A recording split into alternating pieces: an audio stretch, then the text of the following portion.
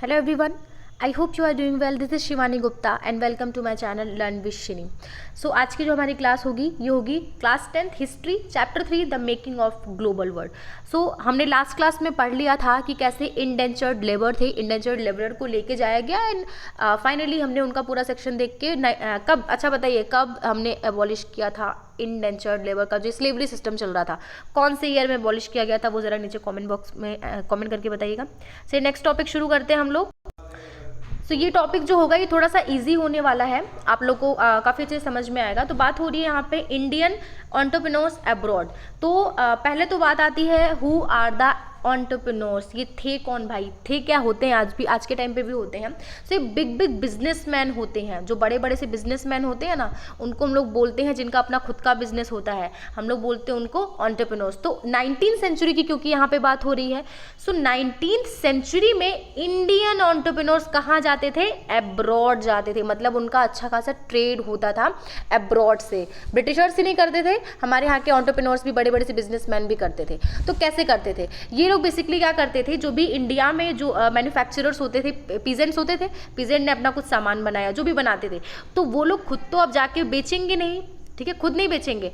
तो इसलिए ये सारे जो बैंकर्स होते थे, ये सारे जो ट्रेडर्स होते थे, ये क्या करते थे, ये लोग फाइनेंसिंग करते थे, मनी फिनेंस करते थे. ठीक है, फिनेंसिंग कैसे करते थे, अच्छा इनके पास कुछ पैसे होते भी थे एंड ये लोग कुछ यूरोपियन बैंक से, ध्यान से सुनिएगा, यूरोपियन बैंक से क्या लेते थे, मनी बोरो करते थे या लोन लेते थे. इस तरह से इनके पास पैसे आते थे और ये लोग फिनेंसिंग करते थे जो भी इंडियन का एक्सपोर्ट होता था उसमें. एंड एक्सपोर्ट करते थे, किस तरह से करते थे ये लोग, इन लोगों से, जो भी छोटे छोटे से पीजेंट्स होते थे, इनसे सामान को लेके एक तरह से आप बोलो कि पोर्ट पे ले जाते थे, पोर्ट से फिर इसके बाद वहाँ पे एक्सपोर्ट करते थे एंड डिफरेंट कंट्रीज में जाते थे.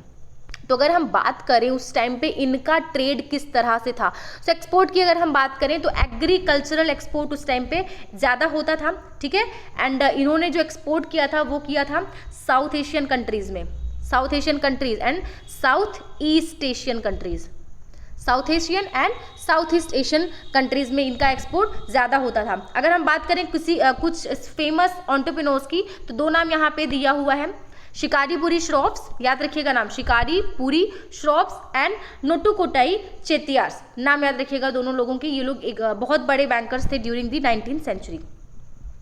तो इसके अलावा इन लोगों ने south Asia and south east Asia के अलावा और कहाँ कहाँ पे ट्रेड किया, तो भाई यहाँ पे बात हो रही है अफ्रीका की. तो अफ्रीका मतलब जिन जिन प्लेसेस पे यूरोपियन कॉलोनीज भी ट्रेड करने के लिए नहीं पहुँच पाई थी, उनके बियॉन्ड जाके इन सारे बड़े बड़े से इंडियन ट्रेडर्स ने, इंडियन मनी लेंडर्स ने जाके क्या किया, वहाँ पे ट्रेड किया था. ठीक है, ऐसा एक नाम सामने आता है हैदराबादी सिंधी ट्रेडर्स, नाम याद रखिएगा, हैदराबादी सिंधी ट्रेडर्स. इन्होंने क्या किया, इन्होंने जो भी यूरोपियन कॉलोनीज थी वहाँ उनके आगे जाके बहुत सारा ट्रेड किया एंड 1860s के बाद से ही इनका बिजनेस इतना फ्लरिश हुआ, इतना ज़्यादा फ्लरिश हुआ कि इन्होंने लगभग बहुत बड़े जो भी यूरोपियन मार्केट था, उसके अलावा और भी बड़े बड़े जो मार्केट्स होते थे, कंट्रीज़ होते थे, वहाँ पे जाके इन्होंने अपनी ट्रेडिंग को, अपने एक्सपोर्ट को पूरा किया था एंड बहुत बड़े लेवल पे ये निकल के आए थे, Hyderabadi Sindhi.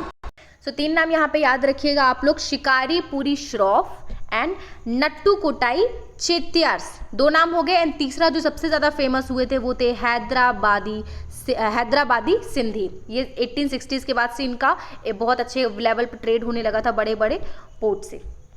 Now next topic is Indian trade, colonialism and the global system, कि इंडियन ट्रेड पे क्या इम्पैक्ट पड़ा इस ग्लोबलाइजेशन प्रोसेस का. ठीक है, तो इसको समझते हैं पहले कि इंडिया में क्या चल रहा था. इंडिया में कुछ इस तरह से पहले से चल रहा था कि जो फाइन कॉटन थी उसको हम लोग भेजते थे कहाँ पे, यूरोप में, फाइन कॉटन्स को भेजा जाता था. लेकिन जब इंडस्ट्रियलाइजेशन हो गया ब्रिटिश में, वहाँ पे ब्रिटेन में इंडस्ट्रियलाइजेशन हो गया, तो वहाँ के जो मैन्युफैक्चरर्स थे, अब उन्होंने क्या बोला कि भाई जो आप इंडिया से कॉटन को लेके आ रहे हो, फाइन कॉटन को लेके आ रहे हो, इसको भाई अब कम कर दो. ठीक है, क्योंकि हमको प्रॉब्लम हो रही है, हम लोग जो यहाँ पे प्रोड्यूस कर रहे हैं उसकी डिमांड उतनी नहीं हो पा रही है क्योंकि इंडिया से आ रहा है. ठीक है, तो लोकल इंडस्ट्रीज को, ब्रिटेन की लोकल इंडस्ट्रीज को बचाने के लिए वहाँ की गवर्नमेंट ने क्या इम्पोज कर दिया, टैरिफ.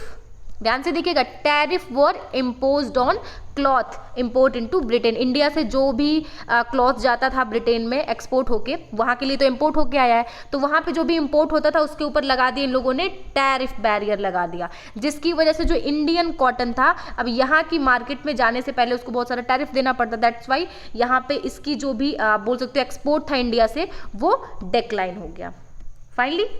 तो अब आगे बात करते हैं क्या होता है। सो अर्ली 19th सेंचुरी आते आते क्या होता है कि जो ब्रिटिश मैन्युफैक्चरर्स थे अब उन्होंने भाई ठीक है यहाँ से कॉटन को लेना बंद कर दिया। अब ये लोग बहुत ज़्यादा प्रोड्यूस करने लगे, ठीक है, इन लोगों ने बहुत सारे क्लॉथ्स वगैरह टेक्सटाइल का प्रोडक्शन इन लोगों ने शुरू कर दिया था। तो इन लोगों ने बोला, अपने जो भी गवर्नमेंट थी उससे बोला कि हम लोगों को जाके ओवरसीज मार्केट्स में अपने क्लॉथ्स को बेचना है, ठीक है।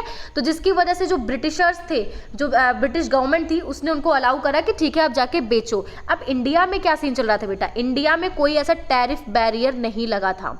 अच्छा, टैरिफ बैरियर लगाता कौन, लगाता तो यही ब्रिटिश गवर्नमेंट ना। तो ब्रिटिश गवर्नमेंट क्यों लगाएगी, उसको अपनी कंट्री का प्रॉफिट देखना है।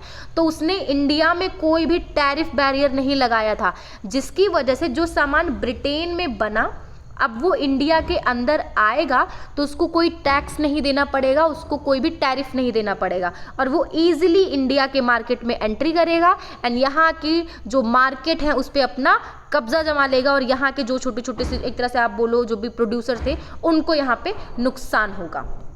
सो इसी नुकसान का अगर हम डेटा देखें बेटा तो डेटा बहुत ही ज़्यादा हॉरिबल डेटा आया था। क्या हुआ था कि जो पहले ट्रेड होता था जो इंडिया से, उसमें जो कॉटन टेक्सटाइल का एक्सपोर्ट होता था तो पहले कितना था 30%।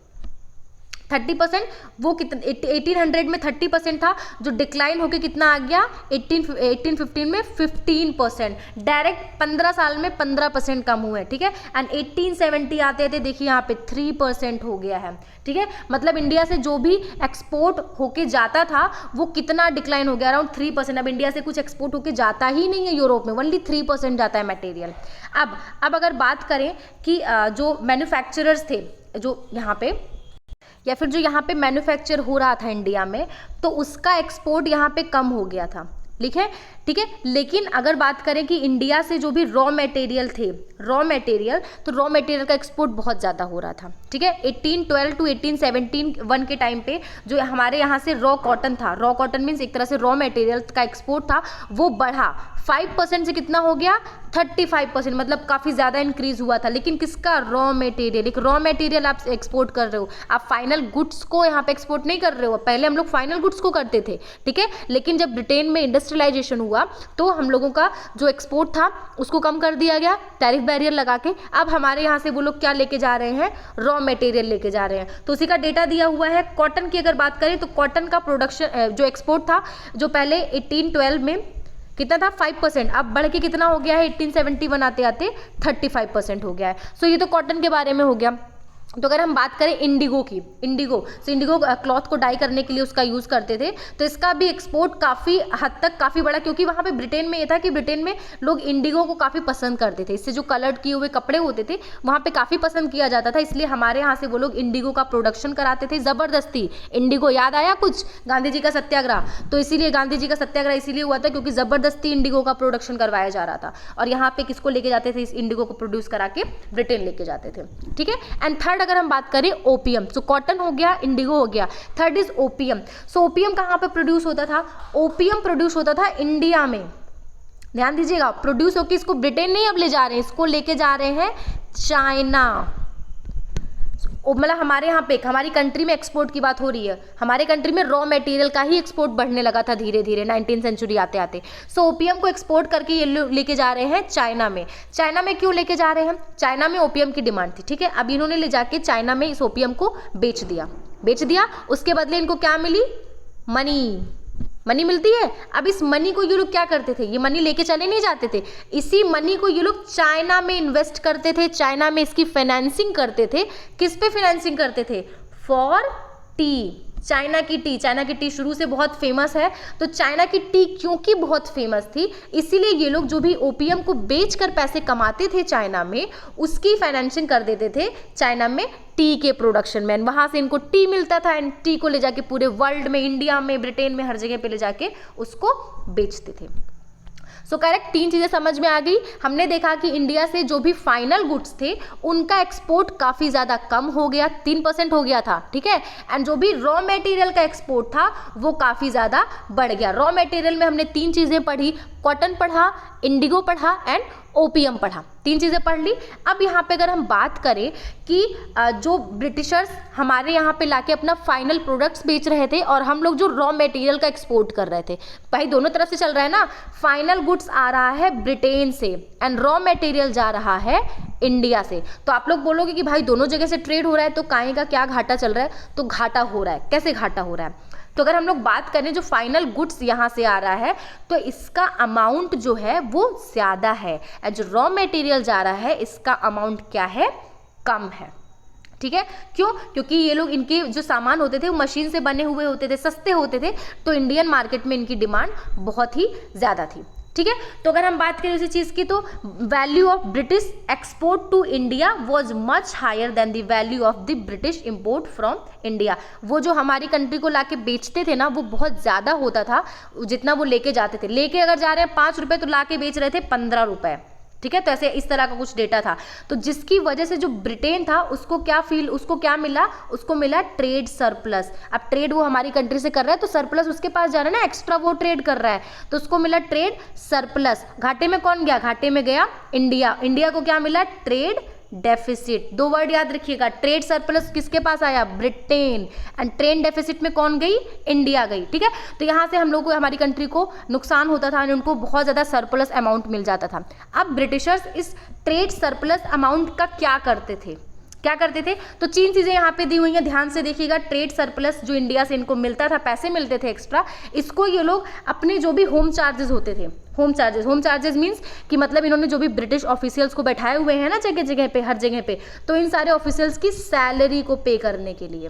फर्स्ट तो ये हो गया। सेकंड हो गया क्योंकि इन लोगों ने बहुत ज़्यादा डेट लेके रखा था। सब कुछ हुआ था ना, इन्होंने याद करिए वर्ल्ड वॉर हुआ था, वर्ल्ड वॉर के टाइम पे या फिर अदर चीज़ों के लिए उन्होंने बहुत डेट लेके रखा हुआ था। तो उस डेट के इंटरेस्ट को पे करने के लिए ये लोग इसी पैसे का यूज़ करते थे। एंड थर्ड हुआ, इन्हीं ऑफिशियल को इन्होंने जो सैलरी दी है, अब जो रिटायर हो जाएंगे उनको क्या देना पड़ेगा? पेंशन। तो पेंशन देने के लिए तो 3 तरह से अपने जो भी इनके ट्रेड सरप्लस था उसका यूज़ करते थे, और भी बहुत चीज़ें यूज़ करते थे। इस ट्रेड सरप्लस को ले जाके ये दूसरी कंट्री में जाके इन्वेस्ट कर देते थे, ये भी करते थे, ठीक है। तो ये सारा हमने देखा कि कैसे इंडियन एंटरप्रेन्योर्स ने जाके जगह जगह पे अपना, एक तरह से कुछ एंटरप्रेन्योर्स निकल के आए थे जो अदर कंट्रीज़ में जाके उनका भी कब्जा हो गया था। एंड हमने देखा कि किस तरह से इंडियन ट्रेड पर इम्पैक्ट पड़ा था। ओके, तो ये सेक्शन इसके लिए इतना आज ही करते हैं हम। और आज का क्वेश्चन होगा, बताइएगा ज़रा आप लोग कि जो हम लोगों ने देखा एक्सपोर्ट इंपोर्ट का डेटा देखा, तो आप लोग बताइएगा 1815 में जो इंडिया का एक्सपोर्ट था वो कितना % हो गया था? हम लोगों ने 3 डेटा पढ़ा था एक्सपोर्ट का। 1815 में कितना डेटा हो गया था, वो डेटा नीचे ज़रा कॉमेंट बॉक्स में बताइएगा। चलिए इतना ही करते हैं। वीडियो पसंद आई है तो लाइक करिएगा, चैनल सब्सक्राइब करिएगा एंड वीडियो को ज़्यादा से ज़्यादा शेयर करिएगा। Thank you.